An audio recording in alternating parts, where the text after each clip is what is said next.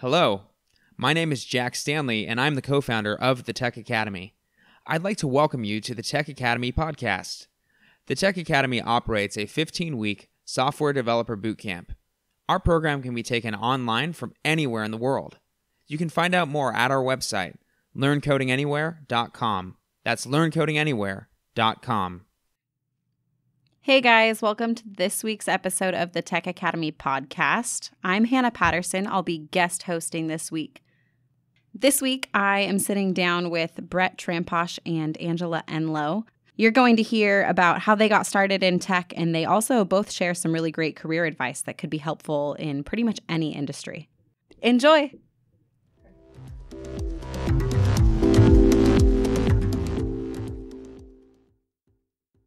We are here today with Brett Tramposh and Angela Enloe. To start off, why don't you each tell us a little bit about your current position, what you're doing right now? Great. I'll start off and just say that I'm with a small company up in Vancouver called Truck Tracks. Mm-hmm. We create fleet management software for the bulk materials industry. So when you think about those concrete mixer trucks that run around, and we work for Cal Portland primarily, but we have other clients as well. And so we manage those fleets and that delivery system through our software. And I manage the development team. Okay, cool. And Angela? Yeah, I work at XPL Logistics, which was acquired about 2 years ago from Conway Enterprises. So we do transportation and warehouse management, and we have software that manages. I mainly focus on the warehouse side. So we have warehouses that have our software and our actual operation folks, XPO folks in the warehouse that manage those for our clients. So we're a 3PL logistics provider in the supply chain world. And I'm a IT director, and I manage a group called the Platform Group, which is a highly technical group that does pretty much everything but the actual code development. They do the designs and the specs and the approach in our software and how we're going to do it. They also do problem solving and items when incidents happen at our site and we don't necessarily know what's going wrong. Okay, cool. And I saw that you both have some experience at Kaiser. Is that where you met, or how did you two meet each other? No, I actually do hospice volunteering at Kaiser, but I believe you worked there. I've worked twice there, yeah. Mm-hmm. Okay. Yeah, we actually met working on the TAO, or the Software Association of Oregon forum for QA, and so we were both on the committees and the board, and then we also you can talk about SQUAG and founding I was a co-founder of we call it SQUAG, which is Software Quality Assurance User Group. Okay. So Portland really didn't have a user group for quality. Mm-hmm. So a couple peers of mine in the Portland area that I had worked with before started the group, and and so Brett often came and spoke, and it's open to the public, so anyone can come, and it's still working, it's still going on. That's awesome. On that same note of quality assurance, a lot of our younger developers don't fully know what that means. So can you talk a little bit more about what quality assurance even is? Let's start there.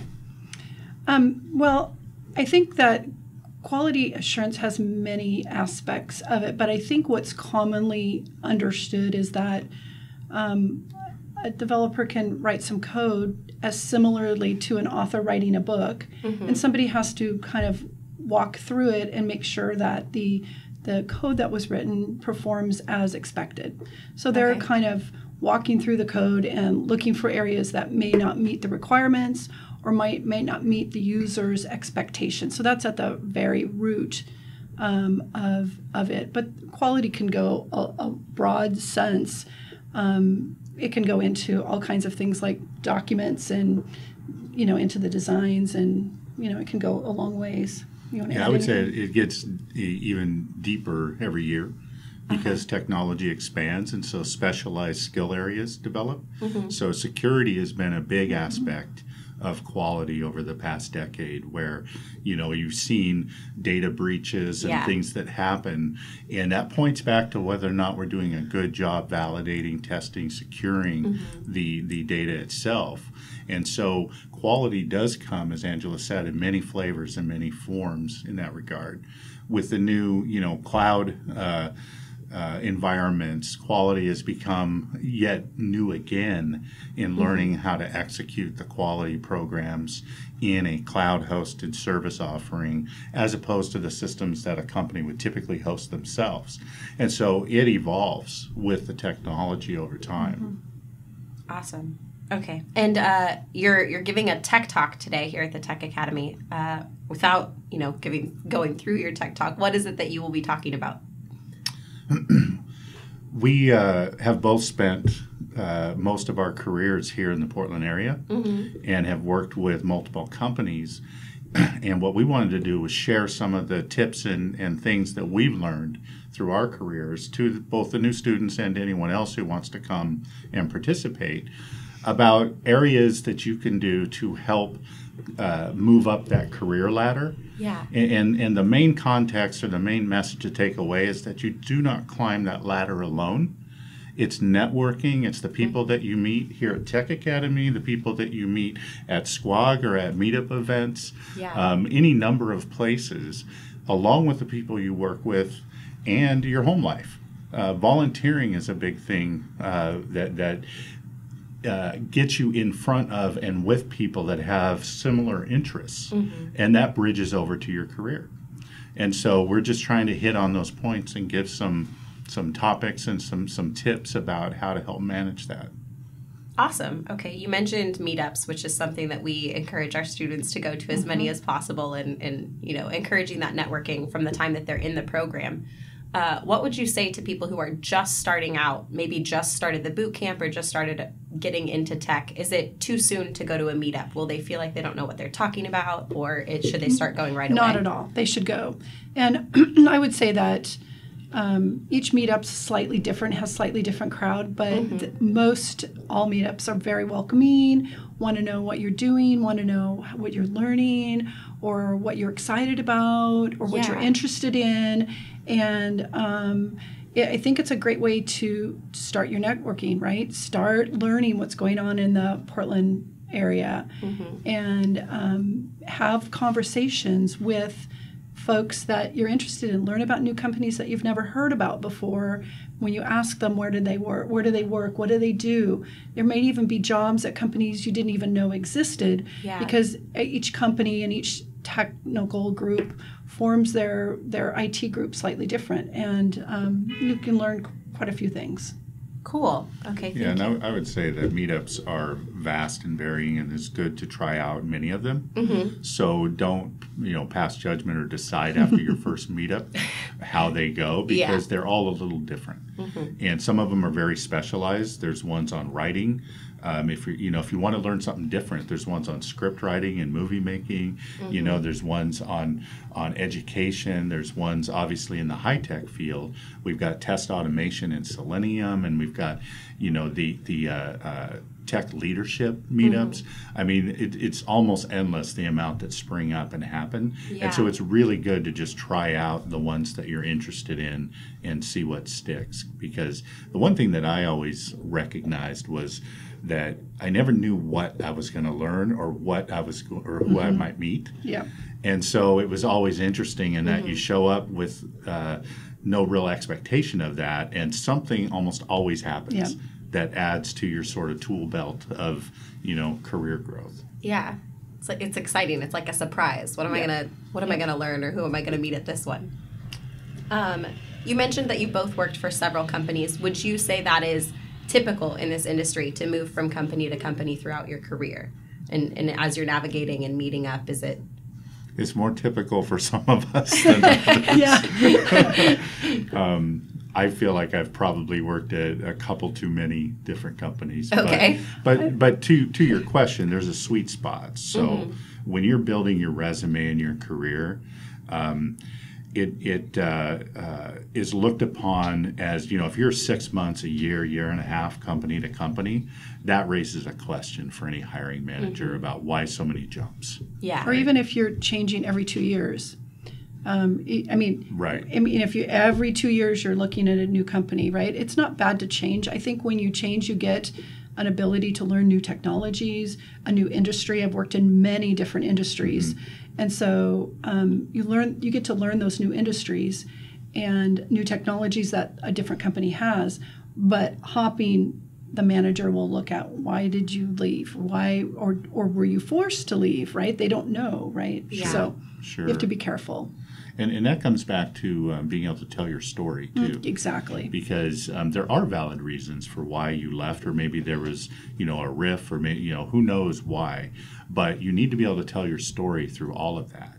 And so it is important that you transition in those roles for good reason. And even when it's not of your own choice, you still have a transition, and you can still make a positive out of that in your career and turn that into something. And I would say on the flip side, there's a term that I use and will use in the presentation of Groundhog Day, which is where somebody stays at the job for 10, 15 years, and they say, I have 10 or 15 years of experience, but what they really had was 2 years of experience that they repeated over and over again. Because they never grew. They never expanded their... Unless they moved inside the organization. If they took Right. different challenging jobs and grew up inside, I think that does have a benefit, but still, I really think that in tech, if you don't move at some point in time in your career, I know how much I've grown. Each company I went with, Sure. the opportunities are different. The managers that you have are different.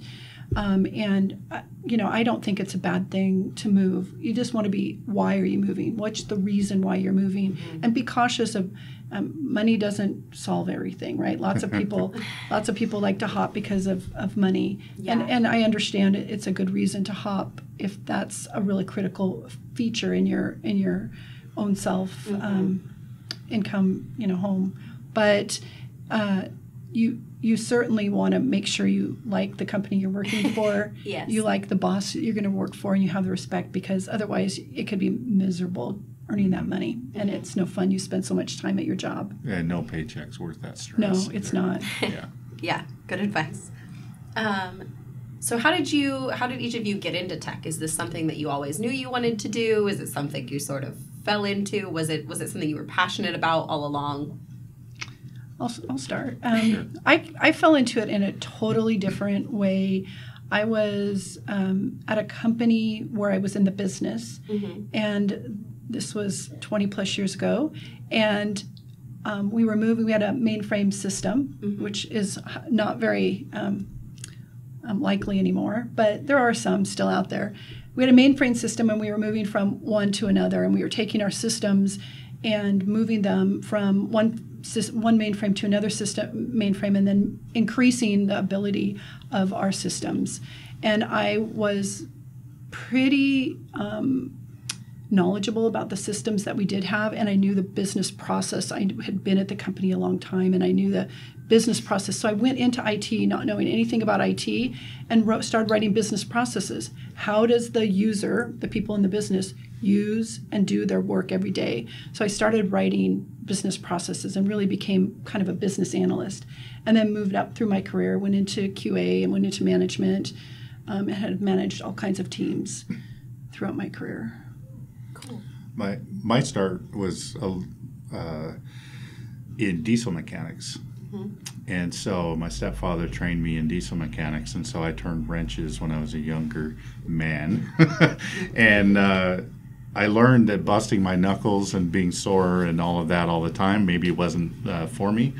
And so timing was everything, because that was the mid-'80s, and getting into computers was definitely, the place to go. And so I started building 80286 clone computers at this company here in town, and then they had me writing specs for programs, and then they had me not only putting them together but integrating them with devices and things like barcode readers and scanners and stuff. So I sort of just eased into the tech. Now, I did go to the ITT Tech School that was here in Portland at the time in electronics engineering, and that actually was a pretty good education for about 2+ years of just, full-time learning, from microwave down to digital circuit board technologies. And so it gave me a little leg in, but I think more than anything, it was the curiosity and the desire to learn something and to get in and get your hands dirty and do it. And I also found that troubleshooting in computers, software, whatever, same as with the cars and the diesel mechanics. It's the same process. You get it down to the part, you yank the part out, and you put a new part in, or you get it down to the method or class, and then you rewrite it or figure that out. And so skills are transferable, is what I'm saying. Awesome. Yeah. Cool. And then my other question, Angela, as a woman, is that this is thought to be a very male-dominated field, and that can often intimidate a lot of women from even considering trying or feeling like there's a place for us in this industry. And how does that diversity fit in, and what has been your experience? Yeah, I've been pretty lucky in my career. Haven't had any really super bad experiences, but I have been in areas where it seems that I didn't get the look or the choice to get promoted, right? Or wasn't considered. So I think that women definitely deserve a place in the technology sector, and there being more and more women that are choosing to come into the industry, which is great.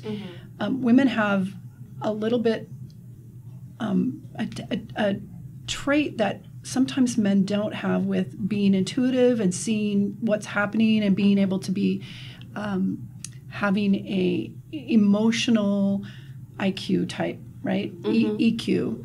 And that helps us in leadership and in management. It helps us with our social things, which sometimes in a technology sector, you can have a group of people that isn't super excited about socializing or interacting or being on a team or trying to drive out what the problem is on a team. So I think it's great, and to have people that are really looking at having women in the sector. So good. Thank you for that. This question is for each of you. If there was a piece of advice you could give yourself at the beginning of your career, when you first got into tech, what would that advice be?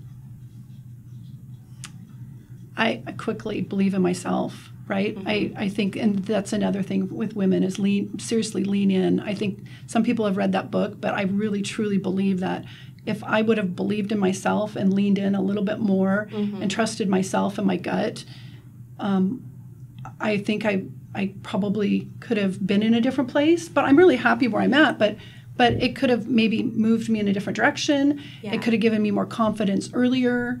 I really think that that's the key, is really trying to find that place for myself and being okay with who I was and being okay with my voice. Being sitting at the table with the men is huge.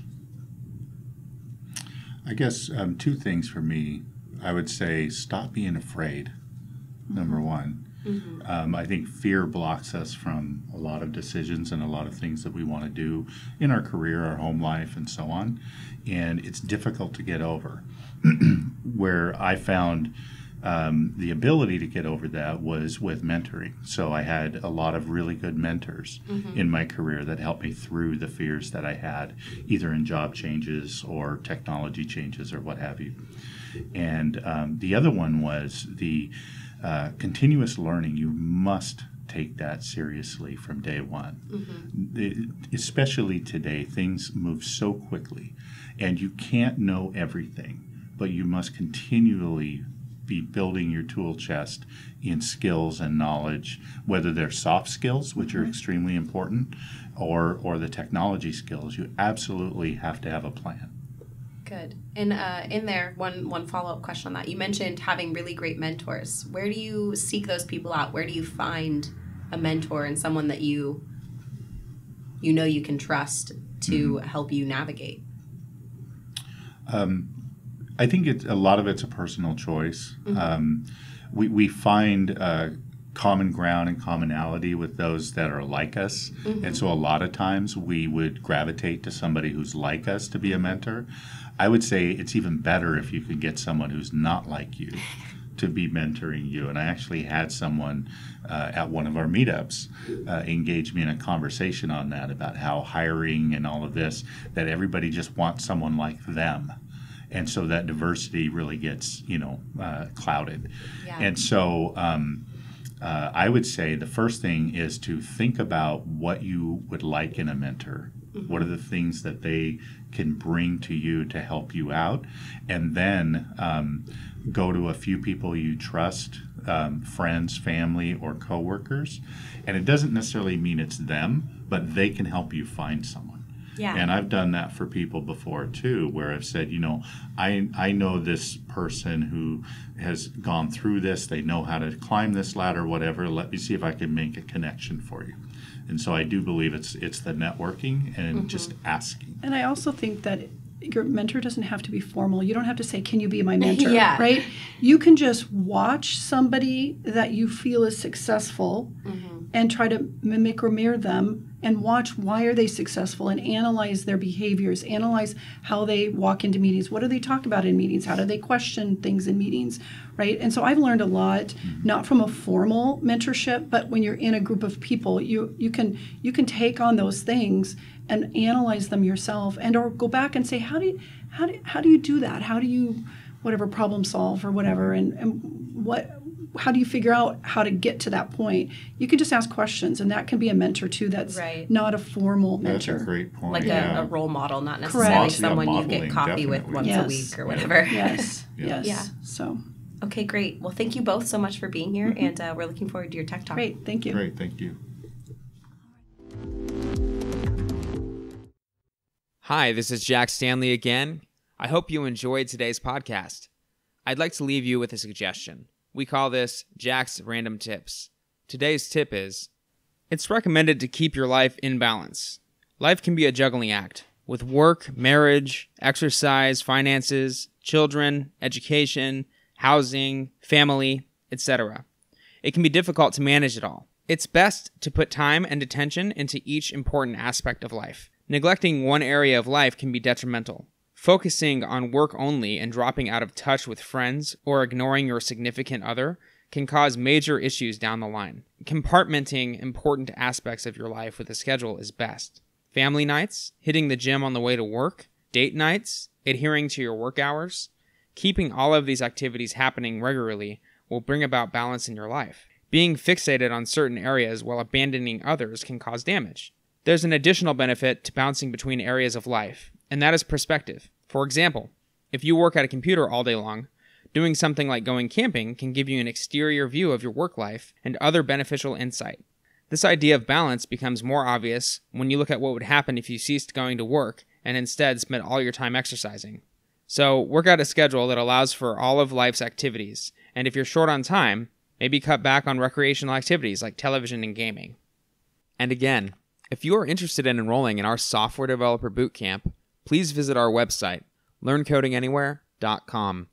Whether you're looking for a career change, you're unemployed, or fresh out of high school, the Tech Academy is the perfect option for those interested in breaking into the technology industry.